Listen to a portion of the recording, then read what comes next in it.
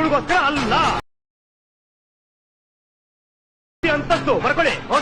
ಇಂಥ ಹುಡುಗಿರಿ ಎಷ್ಟು ಜನ ನೋಡಿ. ಅಂತಸ್ತು ಐಶ್ವರ್ಯ ಇವಳು ಹೆಂಗ್ ಮೆರೀತಾಳೋ ನಾನು ಹಾಗೆ ಮೆರಿಬೇಕು.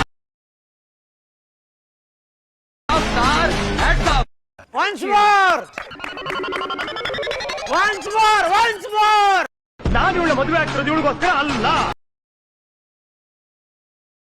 ಅಂತಸ್ತು ಬರ್ಕೊಳ್ಳಿ. ಇಂಥ ಹುಡುಗಿರಿ ಎಷ್ಟು ಜನ ನೋಡಿ. ಅಂತಸ್ತು ಐಶ್ವರ್ಯ ಇವಳು ಹೆಂಗ್ ಮೆರೀತಾಳೋ ನಾನು ಹಾಗೆ ಮೆರಿಬೇಕು.